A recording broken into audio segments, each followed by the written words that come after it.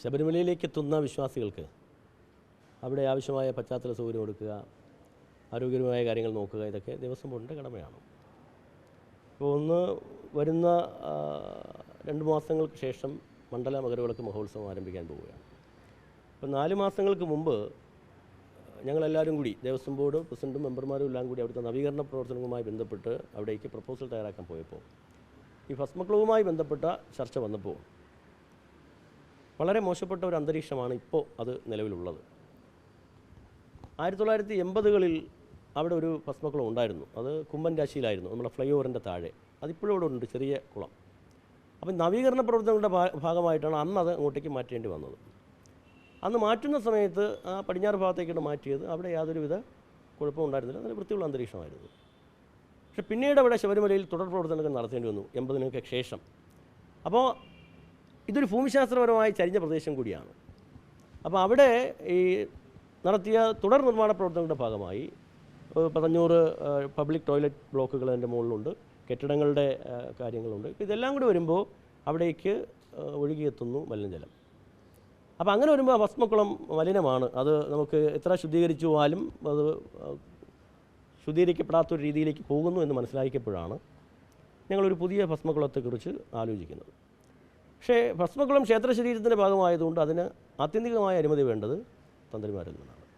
അങ്ങനെ തന്ത്രിമാരുമായി ഞങ്ങൾ ആലോചിച്ചു. അവരെ വീട്ടിൽ പോയി അവരുടെ മഠത്തിൽ പോയി കണ്ട് ദേവസ്വം ബോർഡും മെമ്പർമാരും എല്ലാം കൂടി ആലോചിച്ചു. അങ്ങനെയാണ് അവർ ഇവിടെ അനുവാദം തരുന്നത്.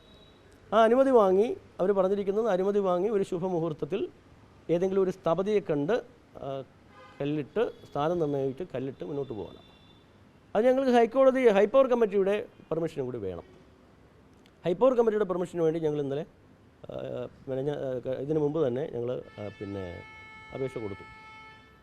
അപ്പോൾ അങ്ങനെ മുന്നോട്ട് പോകും. അപ്പോൾ ഒരു സ്ഥാനം നിർണ്ണയിച്ച് മുന്നോട്ട് പോകുന്ന ഒരു സമയത്താണ് ഇങ്ങനെ ഈ ഒരു സ്റ്റേ, ബഹുമാനപ്പെട്ട സ്പെഷ്യൽ ബെഞ്ചിൻ്റെ ഒരു സ്റ്റേ വന്നിരിക്കുന്നത് നിങ്ങൾ മനസ്സിലാക്കണം. ബഹുമാനപ്പെട്ട സ്പെഷ്യൽ ബെഞ്ചും തരുന്ന ഉത്തരവ് ഞങ്ങൾ അനുസരിക്കുന്നു. പക്ഷെ അത് നമ്മുടെ സ്പെഷ്യൽ കമ്മീഷണർ, പുതുതായി വന്നൊരു സ്പെഷ്യൽ കമ്മീഷണറാണ്. അദ്ദേഹം കൊടുത്ത റിപ്പോർട്ടിൻ്റെ അടിസ്ഥാനത്തിലാണ് ബഹുമാനപ്പെട്ട സ്പെഷ്യൽ ബെഞ്ച് ഒരു തീരുമാനമെടുത്തതെന്ന് പറയുന്നു. ഞങ്ങളത് അംഗീകരിക്കുകയും ചെയ്യുന്നു. പക്ഷെ ഞങ്ങളുടെ ഒരു വിഷമമെന്ന് പറയുന്നത്, അവിടെ എത്തുന്ന വിശ്വാസികൾക്ക് ആരോഗ്യപരമായ പ്രശ്നങ്ങൾ, സുരക്ഷിതത്വം, ഇതൊക്കെ അന്വേഷിച്ച് ഹൈക്കോടതിയിലേക്ക് റിപ്പോർട്ട് കൊടുക്കേണ്ട ആളാണ് സ്പെഷ്യൽ കമ്മീഷണർ. അപ്പോൾ ബോർഡ് സതുദ്ദേശത്തോടു കൂടി ചെയ്തൊരു പ്രവൃത്തി, 1 രൂപ പോലും ബോർഡിന് സാമ്പത്തിക ചിലവില്ലാതെ ഇപ്പോൾ മലിനമായിരിക്കുന്ന ഭസ്മക്കുളത്തിന് പകരം പുതിയൊരു ഭസ്മക്കുളം ഒരു ചിലവുമില്ലാതെ നമ്മൾ മാറ്റണമെന്ന് ഒരു തീരുമാനവുമായി ബോർഡ് മുന്നോട്ട് പോകുമ്പോൾ കുറച്ചുകൂടി ഔചിത്യബോധത്തോടു കൂടി വിവേകത്തോടു കൂടിയുള്ളൊരു റിപ്പോർട്ട് സ്പെഷ്യൽ കമ്മീഷണർ കൊടുക്കണമായിരുന്നു എന്നുള്ളൊരു വിഷമവും പരിഭവവുമാണ് ബോർഡിനുള്ളത്. ഞങ്ങളെ സംബന്ധിച്ചിടത്തോളം കഴിഞ്ഞ കുറേ കാലങ്ങളായി അല്പം പോലും അഴിമതിയില്ലാതെ സുതാര്യമായി സത്യസന്ധമായും ഈ ടെൻഡറുകളിലൂടെയുമാണ് ശബരിമലയിലെ പ്രവർത്തനങ്ങൾ എന്നല്ല ഈ ദേവസ്വം ബോർഡിന് കീഴിലുള്ള എല്ലാ പ്രവർത്തനങ്ങളും മുന്നോട്ട് പോകുന്നത്. ആത്മധൈര്യത്തോടെ ഞങ്ങൾക്ക് പറയാൻ സാധിക്കും. എന്തെങ്കിലും ഒരു അഴിമതിയോ മറ്റെന്തെങ്കിലും കുഴപ്പങ്ങളോ കാണിച്ചാൽ തീർച്ചയായിട്ടും സുപ്രീം കോടതിയോ ഹൈക്കോടതിയോ സ്പെഷ്യൽ ബെഞ്ചോ ഞങ്ങൾക്കെതിരെ കേസെടുക്കണം, അന്വേഷിക്കണം, ഒരു സംശയവുമില്ല. ഏത് കാര്യവും അത് ദേവസ്വം ബോർഡാണെങ്കിലും അത് അംഗീകരിക്കുവാൻ ഞങ്ങൾ ബാധ്യസ്ഥരാണ്.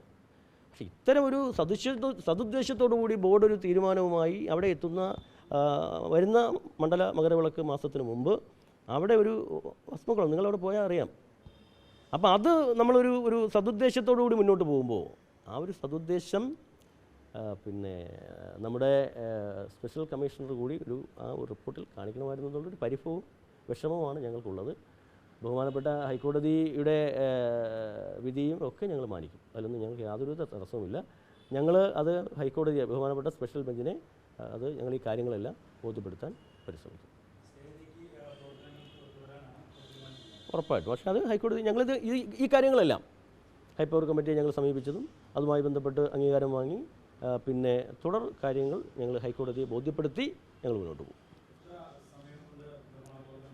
പരമാവധി അവിടെ അറിയാം, ലക്ഷോപലക്ഷം ആളുകളാണ് ഒരു ദിവസം വരുന്നത്. അപ്പോൾ മണ്ഡല മകരവിളക്ക് കാലത്തിന് മുമ്പ് അത് തീർക്കണമെന്നുള്ളത് തന്നെയാണ് ഞങ്ങൾ ആഗ്രഹിക്കുന്നത്. ഇത് ഏതാണ്ടൊരു ഞങ്ങൾ ആദ്യം തയ്യാറാക്കിയത് ഈ ആധുനിക ശുദ്ധീകരണ സംവിധാനങ്ങൾക്കാണ്, സ്പോൺസർ വർക്കല്ലേ. അപ്പോൾ അദ്ദേഹത്തെ കൂടി ഇരുത്തി പറഞ്ഞപ്പോൾ എല്ലാ സംവിധാനങ്ങളും പരമാവധി ശുദ്ധീകരണ സംവിധാനങ്ങൾ വേണം, ആധുനിക സാങ്കേതിക വിദ്യ എല്ലാം വേണമെന്നാണ് പറയുന്നത്. അങ്ങനെ വന്നാൽ ഏതാണ്ട് 1 കോടി രൂപ അടുപ്പിച്ച് ചിലവ് വരുമെന്നാണ് പ്രതീക്ഷിക്കുന്നത്. പക്ഷേ അതിൽ ഡിപ്പാർട്ട്മെൻറ്റ് 1 രൂപയുടെ പോലും സാമ്പത്തിക ചിലവ് ഉണ്ടാകുന്നില്ല എന്നുള്ളതാണ് അതിലെ ഏറ്റവും പ്രധാനപ്പെട്ട സവിശേഷത എന്ന് പറയുന്നത്.